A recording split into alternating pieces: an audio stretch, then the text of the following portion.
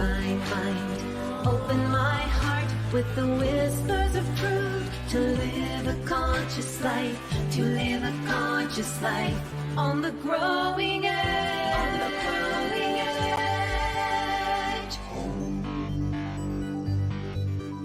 edge. And now, here's Allie.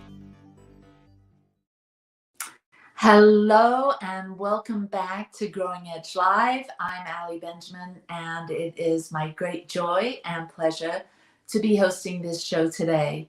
Growing Edge Live, we have conversations with soul-centered individuals that are channeling their time, their talent, their energy, resources, their love, their creativity into doing good work in the world. And today I have an amazing guest that you're going to meet in just a little while, Bill Soroka. But before then, before we get to have a deep dive into Bill and his life, we're going to go to the Ask Allie segment. And this is where the guests and viewers send in questions and I explore them. And so today I have a question from Harmony. And Harmony says, I want to develop my spiritual awareness and intuition. Can you share some insights, please? Well, yes.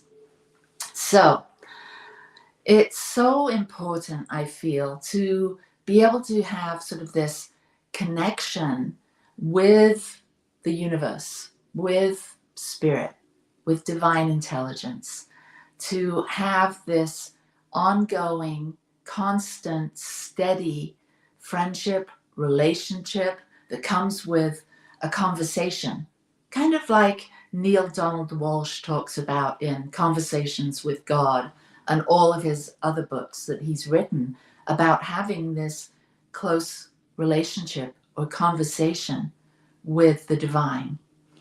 And so how do we do this? How do we develop a way of having this kind of deep conversation and keep it going, to keep it alive, to be in tune? I find that meditation really is the number one thing that sort of gets you into the habit of beginning to listen to your body, listen to your mind, listen to your heart. And when we develop a practice of self-awareness, of understanding ourselves, the quality of our thinking, the quality of our emotions, and then our physical sense of being present, being physically present in our body, but knowing that we're more than the body, that we're more than the sum total of our thinking and our beliefs, that there's an invisible something, a spark, an essence to who and what we are that sort of contains all of that, and that we're part of this greater intelligence. So in meditation, we get to explore things like this. We get to go inside. We get to go within and sort of have an inner exploration of ourselves, this local mind, this local heart, and this local physical body. But what I know is that we're all connected. There's only one thing happening, and it's this thing called life. It's this thing called spirit. And as we begin to see that we're all connected, we're all interrelated, interdependent, and we're all, whatever's going on here affects everything else in the world. Many of you may have heard of the premise of the butterfly flapping its wings in South America and a hurricane or a tornado happening halfway around the world. Now, I don't know if that's exactly true, but you get the premise that everything is interconnected. And so knowing this, we begin to see that, yeah, I'm not just this isolated person that just has thoughts and feelings, that I'm actually able to tune into the non-local mind, the non-local heart and the non-local body. And when I say that non-local, it's really a both and, it's also local. So this greater mind, it may not be your local mind, but it includes your local mind. This greater heart, this greater field of love, it also includes your personal heart, and this greater body of the universe also includes you and me, all of us. And so as we begin to develop this awareness that there's something more going on than meets the eye, there's something more going on than us just having access to this local brain and the knowledge that we've gathered over the years. If we're still, if we become quiet, we can explore, we can become curious and open up our local mind to a greater field of possibility and potentiality. Just like the people, the scientists, the people that have discovered things over the course of our history, someone discovered electricity, someone discovered solar energy, someone discovered everything that we know about. But it wasn't that they were the only ones that were able to discover those things. They somehow tapped into the greater body of what's possible. And they were available and willing and receptive in order to catch that idea and then start to process what that means and develop these ideas, these sciences, these things that we now take for granted, like travel, like all the medicine that's been developed over the decades. All these things that we now as humans experience in our world that help us to live a richer, longer, fuller life, whatever that is. All of these have been caught in mind, in heart, through sort of an intuition by people. And so I give you that because each of us have the ability to become quiet, to become still, and to sort of blur the edges of what we think and what we know, and sort of meld or merge with the greater mind. And when we're in that place of openness, of merging with the divine or merging with the greater intelligence, we seem to catch ideas. We get insights, we get hunches, we get nudges that then lead to maybe a conversation with someone, or maybe turning right rather than turning left, or maybe selecting that book that keeps calling to you on Amazon or at the bookshop. And we begin to follow these breadcrumbs. We begin to follow these intuitive nudges that open us up to have a deeper conversation with the divine. So we have to embrace the possibility that it's a possibility that we can even have a conversation with God, like Neil Donald Walsh, the author, talks about. Or if you don't like the word God, have a deeper conversation with the universe or our higher self. And so we start to realize it's possible. We get to realize that it's possible for each and every one of us. So we understand that we're worthy of receiving this kind of information. And this self-worth comes with the acknowledgement that you're here, incarnated into this human body, to have this very human spiritual experience, and you're worthy of having a conversation with God or expanding your awareness by tapping into the infinite divine mind. You're worthy of this. We all are, otherwise we wouldn't be here. And then we have to become willing to sort of move beyond some of our doubts and fears about, am I really talking to God, or am I really getting an intuitive hit? Can I really trust this? Is this right for me? We have to sort of calm down those doubts and fears and uncertainties and have greater trust in our ability to communicate, our ability to trust our intuition.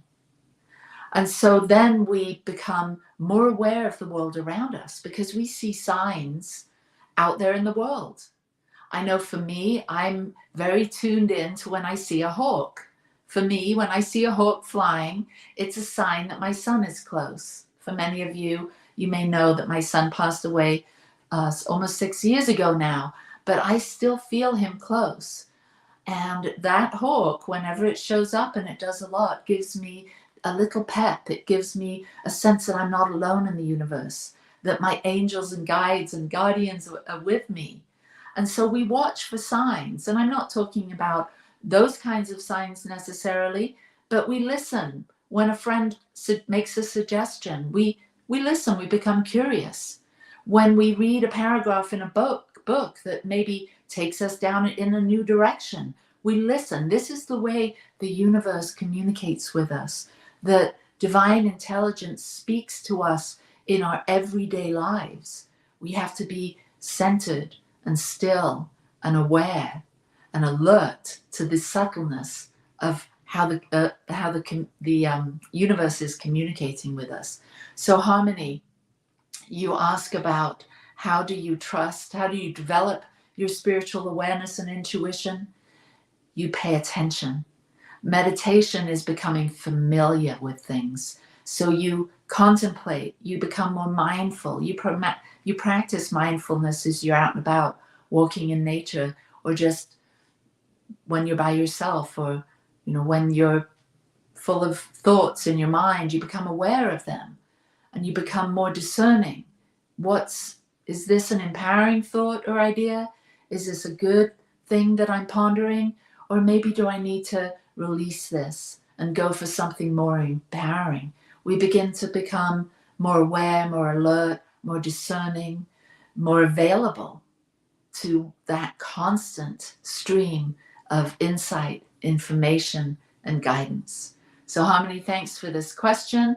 And if any of you have a question you'd like us to address here at Growing Edge Live, then please send it to me at growingedgelive@gmail.com.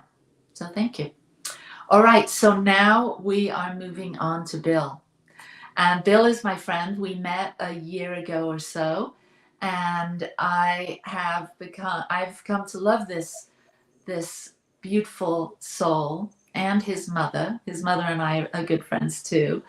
And so Bill, I know him through a course that we're currently taking together, a year-long course in studying the Enneagram to become teachers and coaches of the Enneagram. So that's how I know Bill. But many of you probably know Bill as the notary coach. Now, Bill has written several best-selling books. He also likes to refer to himself as a serial entrepreneur, which I find really intriguing, and we're going to get into that. And so, Bill, welcome to Growing Edge Live. Well, thank you so much, Allie. I'm so excited to be here, and I've been looking forward to this conversation for months now. So thank you. Yeah, well, good. So let's get to know you a little bit deeper. Many of the people that come on my show have sort of they come from the spiritual world, either practitioners or ministers. I have a lot of artists and creatives on the show. And so we usually get going with, how did you get to where you are? What's your journey been like? Are you a spiritual seeker? How's it all come together for you up to this point? Yeah, what a great question. So yes,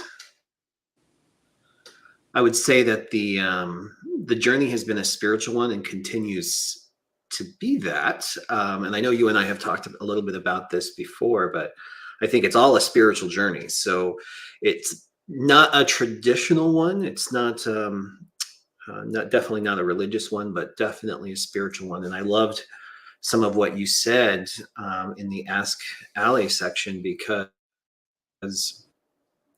that's really what the journey's been, is about curiosity without judgment or a need for recruitment. So one of my big lessons is that I don't need other people to believe the same way I do. I just need to figure this out for myself. And along that way of listening through meditation or promptings, figuring out who I am and how I show up and what I'm supposed to be doing here. I'm a purpose seeker as well as a spiritual seeker. I feel compelled to find my purpose here. And I'm also equally frustrated that the universe or God doesn't speak English. It's like, tell me what I'm supposed to do here. So it just doesn't happen that way. And I think as we peel away, or at least for me, as I peel away the layers, I get closer and closer to source. And it seems to be unfolding. And that's one mantra for life I've really adopted, is that life really is unfolding in my favor and in perfect timing, even if I don't understand it right now. Beautiful. Unfolding in your favor and perfect timing. That is such a beautiful mantra, affirmation. So you say that you're a purpose seeker. And I'm wondering, when did you first start feeling this urge or this drive to find your purpose? Did it happen as a little one? Were you a curious lad? Oh yeah, I was definitely curious and highly imaginative. I had an imagination that kept me very busy and kept me from feeling lonely, even when I was alone.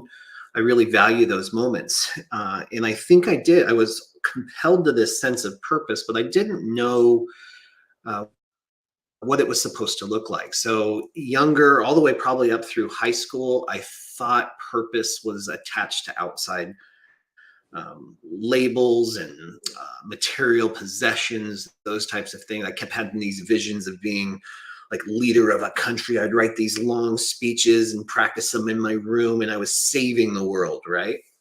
And gradually, as I went through the rest of my life, I started letting that go. Purpose started coming a different way.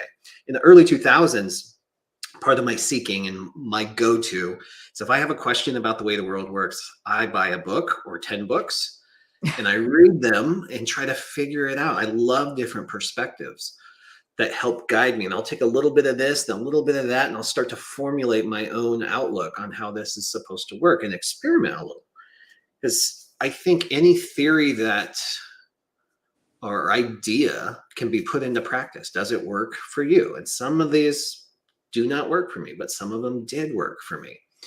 So as I was doing that, I started formulating what it was that I wanted, the impact I wanted to make.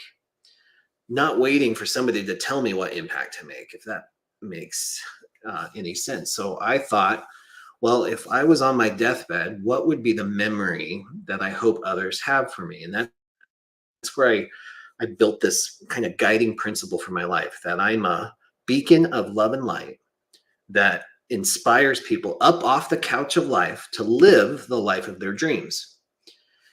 And that was really, I was afraid it was too vague, but it ended up with 2020 or 2020 vision, looking back, it turned out to be perfect.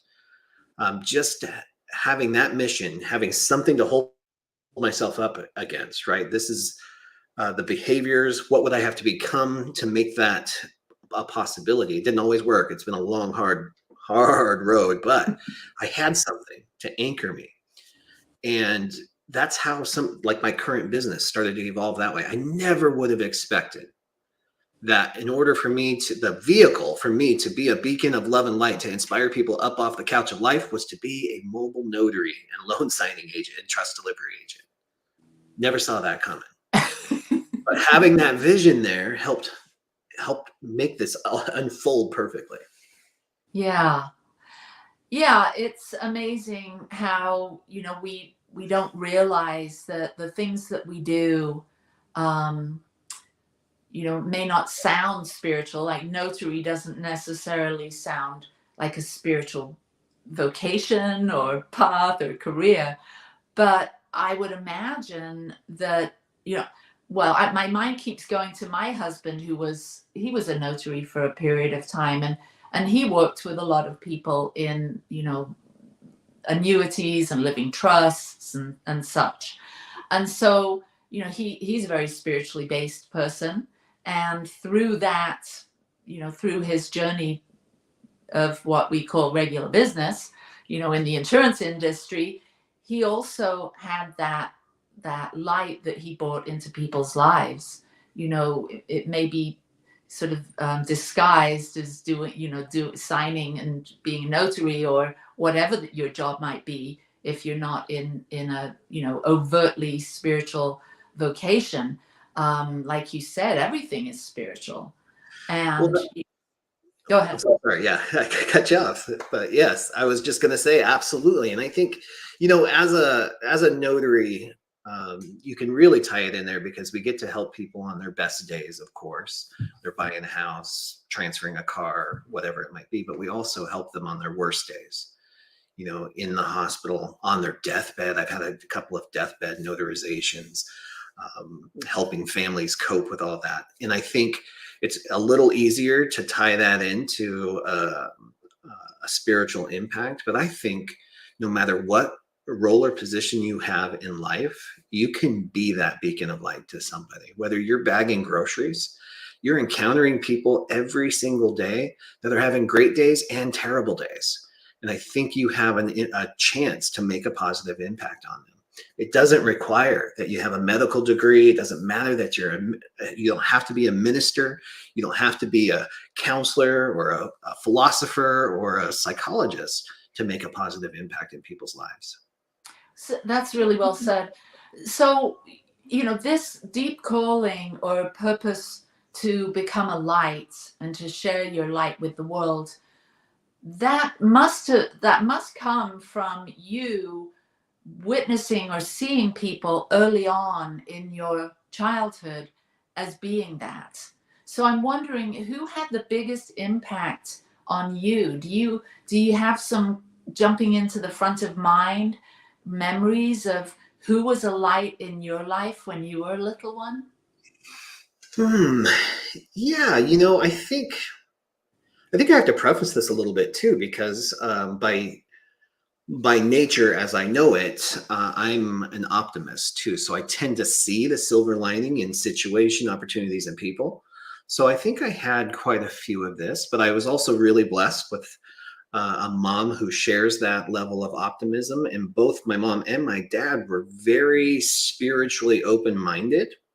So I was exposed to lots of different ways of thinking. So I think that was really helpful and beneficial. So I could see in many different religious components, in lots of different entertainment components, people who made positive impacts or made people feel good, even if it was acting in a movie or a character in a book. Those were the feelings that I aimed to mimic or create for other people. I remember one of my, as far as well-known people who I was just in awe over how she made me feel and my mom feel and other people was Oprah. I was so young. I think I was in second grade, but when at 3:00 in the afternoon, when Oprah came on, I was just enthralled with how she connected the stories that she shared on her shows. So I think that was also a positive impact. And then, as a child, my grandmothers were kind of everything to me. So in my eyes, they made incredibly positive differences in people's lives. They were fiercely protective of their families. They seemed to have all the answers. So I would say that they were inspiration for me as well. Beautiful. I'm just so drawn in to everything that you're saying. And I know that you've written several books, and I will get into your new book in just a while. It's hard for me to hold back because I'm so excited. I have my copy right here. Oh, I love it. I have my copy too. For Michael. Yeah. So did you've got this sole purpose to be a light, to bring that to help humanity somehow. You've got these gorgeous role models, your parents, your grandmothers, Oprah, and you were coming up in that age of when sort of there was a lot of sort of positive self-help stuff flooding the market at that time too, that sort of expands people from, just finding spiritual food, going to church, or going, with a sort of a spiritual community of that type, to it's now these spiritual messages are now in mainstream. So you've kind of grown up in that era of, it doesn't, I don't necessarily have to go to church to get a hit on this, good, positive stuff. I can actually just pick it up on TV or a book. So when did you first discover that you had a desire to write? Did you keep a diary as a kid? Did you journal? Like, how did that all start coming on? Yeah, great question. I think the purpose and the writing are very closely tied. In fact, now I know that whatever it is, whatever I become when I become it, when I grow up, it will involve writing. And I did as a kid.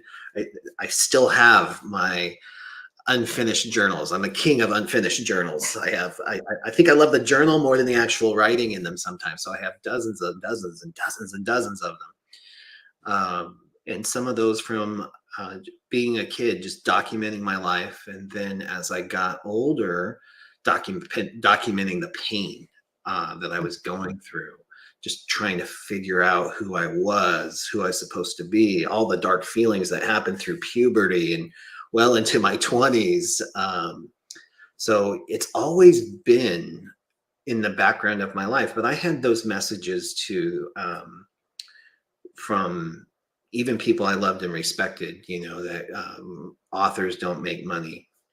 You can't make a living being a creative. You've got to go to school, get a degree, those types of things. So it never really went anywhere, but I had this calling to write. And it would not be ignored.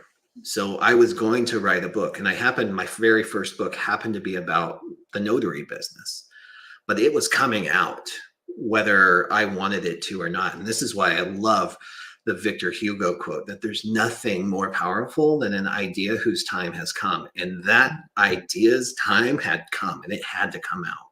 And it's been a very successful book. It completely changed my life, and it kicked open the doors to writing more. Writing a book didn't become this pipe dream up in the clouds, right? I did it, it worked, and then I just kept doing it. And I'm going to keep doing it until the day I die. Beautiful. That's a good place to take a short break. So we will be right back after this.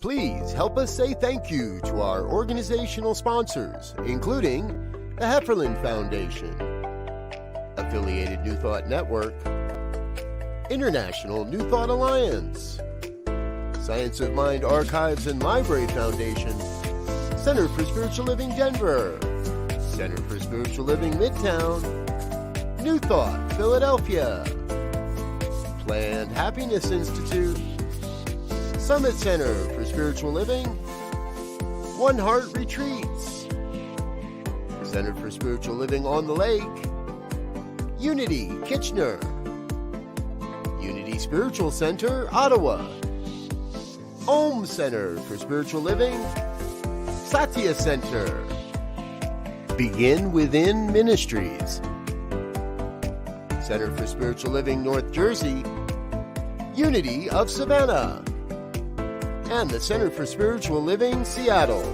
as well as all of our individual donors. Thank you for being part of the New Thought Media Network. Please like, share, and subscribe. New Thought Media Network, positively inspiring.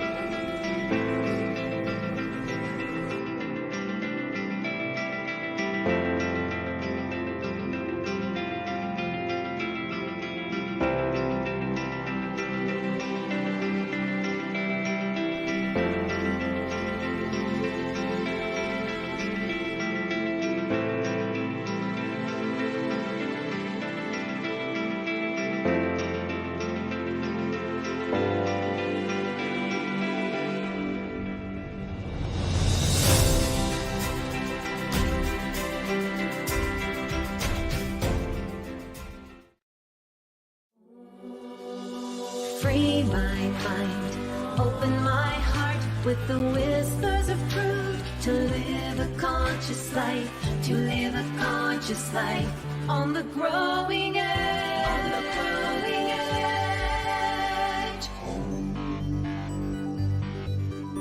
And now, here's Allie. So we're back with Bill Soroka, and you just said before the break that you would be writing for your entire life until you die. And I was sitting with that thinking that just claiming that somehow is comforting. Like it's, oh, okay, yeah, I'm going to be doing this. I'm going to be doing this thing. For many of us that think we have a book in us, and I'm one of those, but I've always thought, you know, I've bought so many hundreds, thousands of books over the course of my lifetime. And I sometimes get this feeling like, oh, it's all been written about, you know, it's all out there, especially in my lane, which is to do with spirituality. I read a lot of those kinds of books.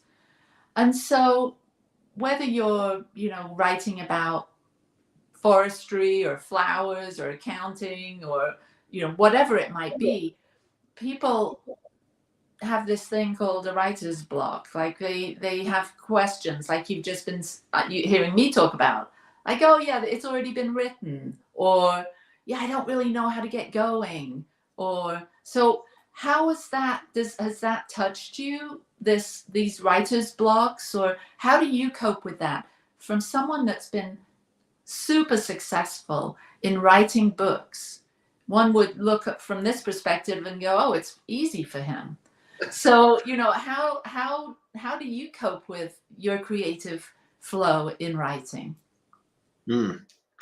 Great question. And I think also one of the greatest, and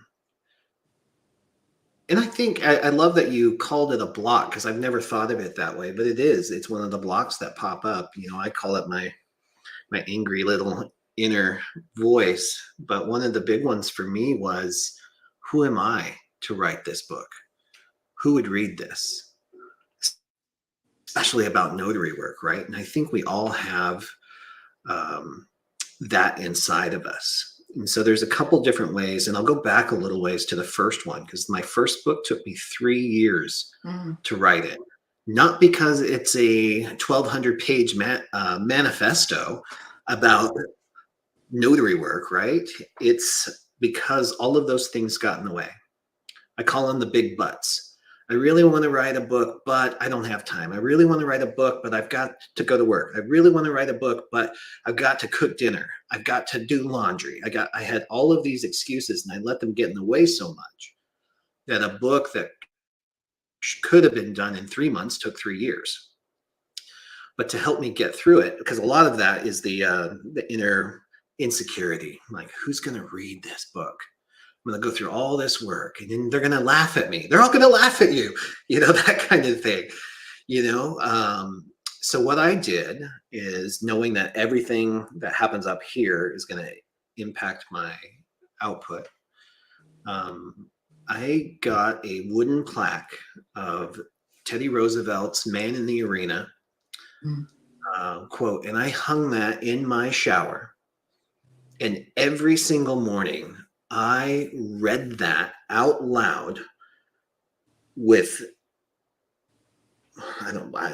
loud, and with conviction that it's not the critics that matter.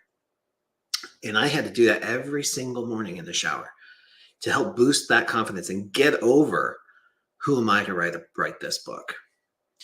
And then after that, after the confidence started to build up, then I made a habit out of it. So my goal was, like, I'd go months without writing anything in the book, and then I'd have to go back and I had to read the whole thing, all my manuscript again, to see where I was. So I said, this is ridiculous. What if I just sat down and wrote one page a day? Well, 1 page a day is not realistic for most people. It certainly wasn't for me. So what I found is I just didn't do it at all. So I said, all right, well, what if I just wrote 1 paragraph? Well, that didn't work sometimes too, because sometimes it just doesn't come. So I said, well, what about 1 sentence? And sometimes that didn't work either. But 1 word? Oh, I can type a word. every single day. And when I sat down, I'd write one word and I'd be like, I can't stop there. Oh, it's like the permission was granted. So I'd write sometimes pages because I just cut the expectations back to one per day. Wow. Now, fast forward that through the other books, though. The other books were much easier. The second one was 3 months. The third one took a little bit longer. The fourth one took about a year with a co-author. But then this fifth one, it took about 8 months. This one that I'm very proud of, Dandelions. But it's my most vulnerable piece. It's my first non-business book. And I was dragging my feet on this too, Allie. My co-author and I were great friends, and she was ready to just whip this thing together and publish it back in July last year. And I let perfectionism get in the way. I had all these ideas, but when I dug into it, it was my fear of the vulnerability. I said, who's going to read this book? Who cares what I think about this or that? Who cares about my stories from my grandmother? Who cares about this? And that's the lesson I learned, is that people do care. And the other most important lesson is that it doesn't matter if they care about it or not. A quote I ran into, it's amazing how this stuff happens. And you mentioned it earlier in your call about synchronicity, when you're paying attention. And this book by Srinivas Rao called An Audience of One came into my life, and I just knew I had to read that book. And if you've seen my library, I have hundreds of books that need to be read and I haven't got to yet, but this one jumped to the front of the line. And as I was reading it, one of his quotes was, have the courage to create what you want to exist in the world, regardless of how the world receives it or responds to it. Mm. I made that my Facebook cover. I remind myself of that every single day, that this is not about the audience. I love that they're loving it, but this was about me. This was about, I was compelled somewhere along the line to publish this book, and I have to honor that. Mm. Yeah. Well, why don't we talk about Dandelions, which, I have also here. And I was just so blessed to get a before publication version of it, to have a sneak peek and a sneak read. And it was just so enjoyable. That the whole premise of this book is so delightful. And so I'd love you to talk about how this book got birthed, who the co-author is, and how one actually can participate in this experience with you. So can you give me the start to where we are now, start to finish, so to speak? Yeah, absolutely. Again, this will go back to synchronicity a little bit too, because in my notary business, back in 2017, I was doing a loan signing for a home purchase, and the real estate agent was a hoot. Her name was Bobby Illing. As soon as I met her, I was like, we're probably going to be friends. And at the time she was in her young 70s. I was in my young 40s, I guess, at that time, maybe even a little bit younger than that.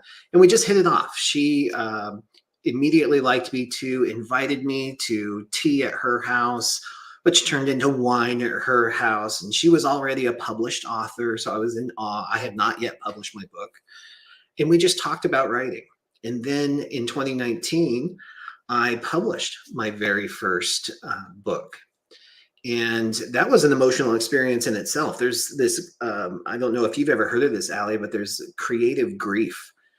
And I didn't know I was going through it at that time, but that was probably a whole other conversation. But what Bobby and I decided to do was, regardless of whether or not there was a book on the horizon, we needed to write. We were both passionate writers. So we started this little writing group for two, like in November of 2019. And then we all know what happened in 2020. So when the pandemic hit, this writing group for two, this was just the two of us, kept like Bobby says it too. She says, this kept me alive. And it was a saving grace for me too, because most people don't know, but the notary business went crazy good during the pandemic. Lower interest rates, people were buying and refinancing homes, so notaries were in high demand. I have a notary business, so it worked out really good, but there was still this huge emotional disconnect between what was happening there versus what was going on in the rest of the world and our personal lives. So we just wrote via Zoom. And what Dandelions became, well, actually, let me preface this too, because at some point Bobby said, Bill, screw it. I'd rather risk my life and be in the same room with you to do this writing. I need that than sit on a Zoom all the time. So we took all the precautions that you can, but still be in the same room. And we kept writing and writing and writing, sometimes 3 or 4 times a week. So we have these collection of hundreds of writings from prompts, and we chose our favorites. So give us an example of what these prompts are. Yeah, they came from all kinds of places. So sometimes it was quotes from movies. Sometimes Bobby loves Facebook, so she'll send memes and quotes from Facebook. So we just keep them in a little collection. Sometimes they're from prompt books, although we found that those are usually the least fun. Sometimes it's just questions that come to you or prompts, like but we just said, like, let's write about the color green one day, or what was your first, tell a fun story about your first car, those types of things, just to dig in deeper. And you never know where that stuff's going to go. And that's beautiful because there's no right or wrong answers. Sometimes it's about the topic, and sometimes, especially with a brain that works like mine, I have connected 3 million dots and I'm somewhere else, but it was inspired by whatever that prompt was. So it's been a real fascinating journey. And that's what I love about what the readers are saying, is that's doing something similar for them too. The incredible part is, so we created a free prompt journal. So people that want to write along with us in the book can do so. And the feedback is just amazing. It's inspiring people to pick up the pen and rediscover their love for writing. And I think that's the greatest gift for me. Wow. So if I'm kind of stating the obvious here for me and you, but so this book is a compilation of prompts, and then you respond and Bobby responds, or one of you respond to the prompt. And then, so there's just a series of prompts with beautiful writing, prose writing that just really is quite enchanting, because it does inspire, the reader to actually think, well, how would I answer this question? Or how would I respond to this scenario, this prompt, or this quote, or whatever it might be? And so what did you learn about yourself? This was, what a gift to get this during the pandemic, this to sort of be some comfortable container to support you in your creativity whilst going through this huge falling apart and reset of our very existence here on the planet, or at least that's how it felt. Yeah. So what did you learn about yourself through? I know that we should get the book in order to find out, but what did you learn about yourself? So I learned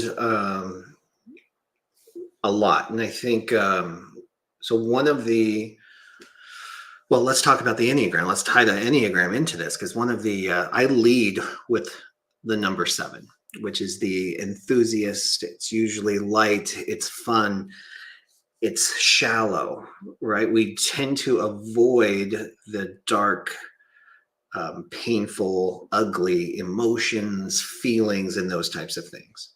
And I've done a lot of work to help overcome that, because one thing I've learned is that they come up, they're happening anyway. They just show up in different ways sometimes if I don't pay attention to them, right? But what writing does for me, especially during that time, is it gave me access to that. It gave me access to dig in and cry and laugh and figure out what it was that I'm actually feeling. And I think that's part of the kind of bizarre ways the writing would go sometimes. You're asking a question about this, and then this comes up. So writing, especially because I manually write, it like cracks the seal a little bit, and it lets what needs to come out come out. And sharing that, having something to someone to share that with no judgment and no rules, like grammar, spelling, none of that matters. The flow of the sentence, none of that matters. And to listen to somebody else's perspective that's might be completely different. You know, she just turned on the day we launched this book, she turned 79 years old. I'm 46 years old. She's got grandkids. I have fur babies. You know, the difference in the perspectives and how we look in the world generationally and just everything was just fascinating. And it taught me how much writing and reading stuff like this, stuff that I just didn't think anybody would read, can help change the world, can help be part of that beacon of love and light. Yeah, it's beautiful. I can imagine the deepening in to your emotions, that is a vulnerable journey, and to be able to use your writing, your purpose to dive deeper into the depths of you, and to be able to connect with another soul, someone that's living a completely different experience from you. What a growth opportunity, and what a gift. You know, I'm a painter artist, and I know that my paintings, whether they're a framed piece or a greeting card or a print of some sort, that's going to end up in someone's home or in someone's life. I hope not in their trash can, but but I know that it's going to go somewhere, and it's going to continue to give or continue to inspire. And so I know that your book, your writing, does the same. I'm thinking of dandelions now, and my daughter and I, years ago, we used to have a journal, and we would both write in it. And so I would write, and then I'd give her the journal, and then she would write, and then she'd give the journal back to me, and I would write. And this project, Dandelions, that you did with Bobby, reminds me a bit of that. Yeah, how beautiful. Yeah. And so when I shared this book, and I haven't even really opened it, it's still fresh. You know, I've read the manuscript you sent me, but I haven't looked at the book. But I showed my daughter Alex, and she said, this is the perfect thing for you, me, and Poppy, that's what she calls my husband Michael, to do together. Why don't we read it every morning, the prompt or the prose, and then sit around and just talk about it? Like, because I don't know that, you know, they're going to be into the writing or have the time for that.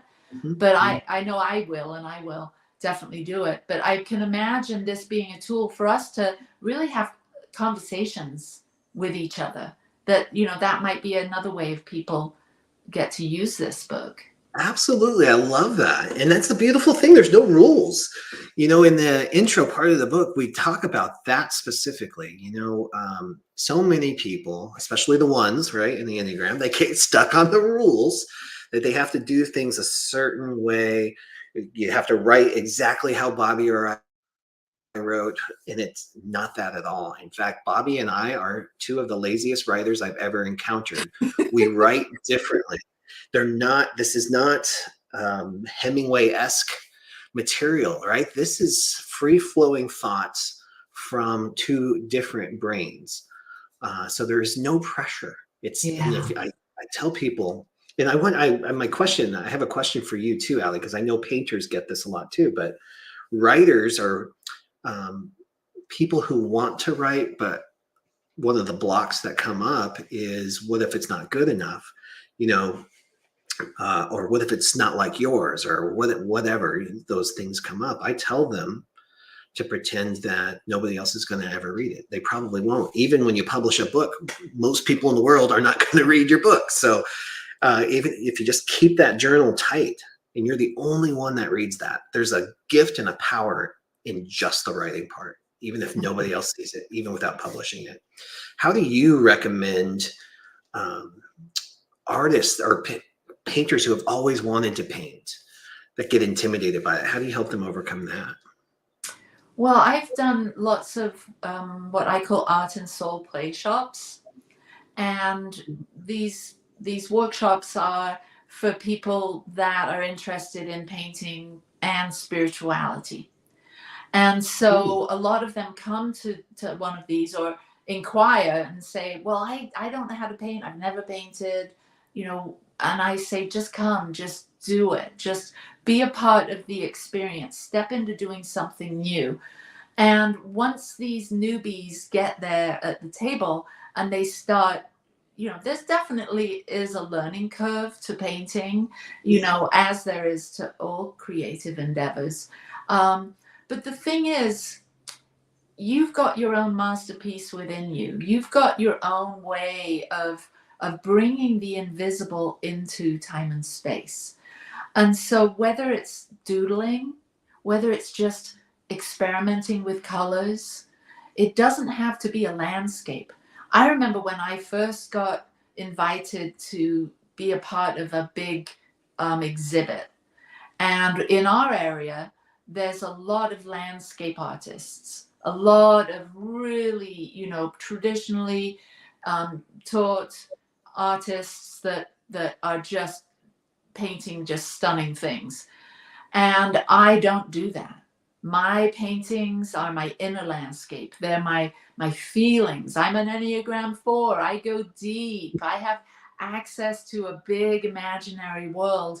And so my art is that. And so I would hang art that was way more whimsical and playful next to these, masters who had been, traditionally trained and kind of looked down their nose at me. But I just didn't care because I was engaging in the creative process and it felt really good.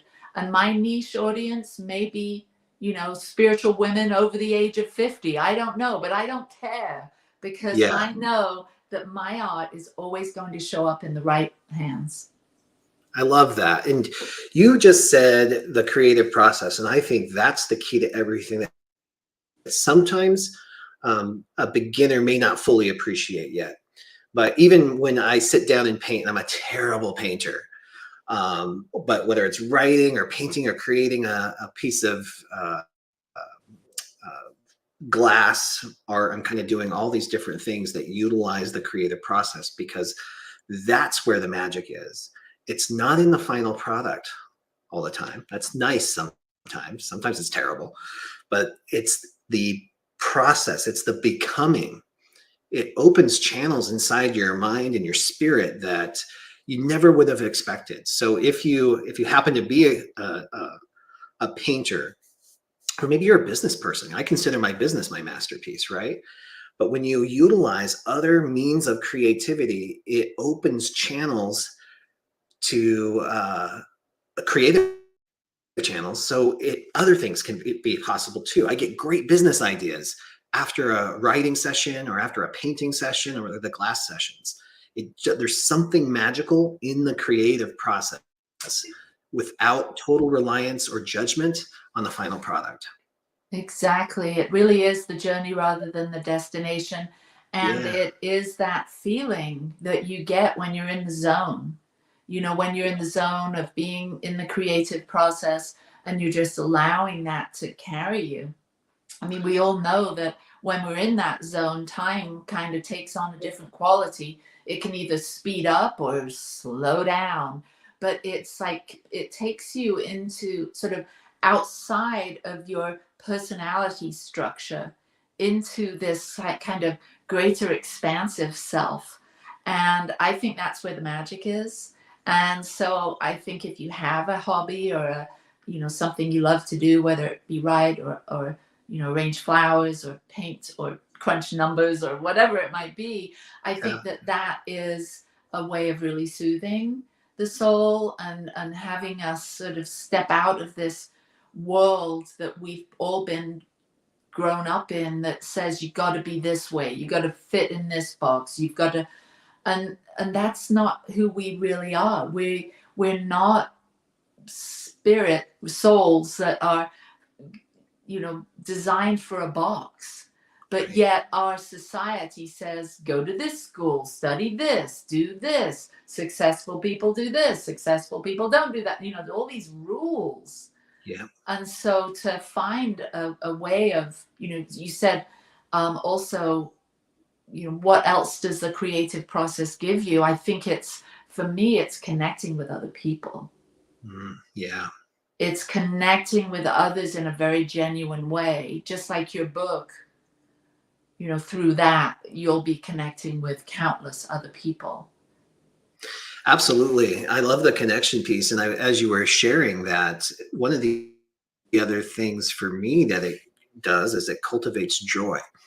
It's one, somewhat ironically, for leading with a 7, joy is what evades me constantly. So I've gone through my entire life questioning whether I've ever felt joy. And I remember one time I was finishing I think it was my second book, and I was in Seaside, Oregon, overlooking the ocean, and I had just the sentence clicked perfectly, and I got this, I could feel it, this bliss from inside my brain, and it shot waves of pleasure through my body. I was like, I think this is a glimpse of what joy feels like. It was a very beautiful, magical experience. Well, we've come to the end of our show, and I think it's the perfect note to end on, bliss and joy. And Bill, I'd love to have you come back, and you know, when we finished our Enneagram training, maybe we could have a juicy conversation on, you know, the 7 and the 4 and how they connect. So thank you very much for being here, being my guest today. I would absolutely love that. Allie, thank you so much for hosting me, bringing me on, and hosting a platform that allows for conversations like this. Awesome. Thank you, Bill. Thank you. And thank you for being here today with us. We will be here next week with Nemo Patel. He's a rapper. He's got a nonprofit called the Empty Hands, and we'll be diving into everything that he's doing in the world. Thanks to Bill, thanks to Michael, and thanks to New Thought Media Network for hosting us today. Peace and blessings. Know that you're loved. Mwah. Bye-bye. Free my mind, open my heart with the whispers of truth. To live a conscious life, to live a conscious life on the growing edge.